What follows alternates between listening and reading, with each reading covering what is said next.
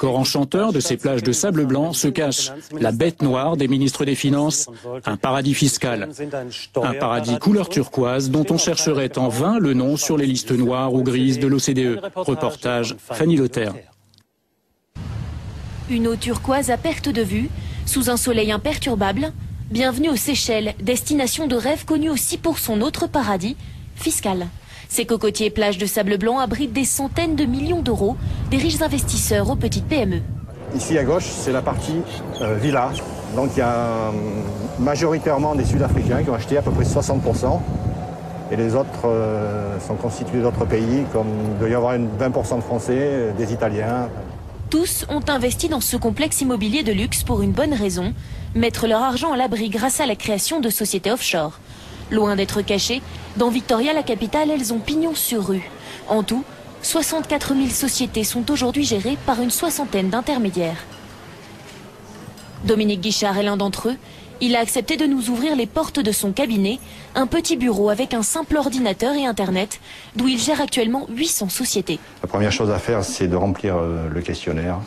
Nous vous demandons certaines informations sur la société. Donc vous devez nous fournir une copie certifiée conforme de votre passeport, un justificatif de domicile ainsi qu'une lettre de référence bancaire. Et ça prend beaucoup de temps?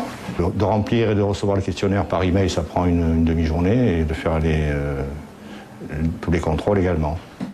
Coût de l'opération 1 000 € et pour tout impôt 100 € par an seulement. Illégal? Absolument pas. Le pays n'est pas sur la fameuse liste noire des paradis fiscaux. Les Seychelles ont même signé avec 12 États des conventions censées prévenir l'évasion fiscale. Il y a des conventions fiscales, mais pas nécessairement avec la France. Pour toutes ces sociétés, vous avez effectué des contrôles précis? Absolument. Très stricts? Pas de problème. Pour tout contrôle ici, une veille de l'intermédiaire et de la banque chargée d'ouvrir le compte. Malgré tous les sommets mondiaux sur la régulation financière, le secret bancaire est une institution dans l'archipel. Mais dans cette banque offshore, on refuse d'en parler devant notre caméra. Bonjour. Comment échapper à l'impôt en créant ici sa société offshore? En caméra cachée, cet avocat spécialisé dans l'exil fiscal nous livre la recette.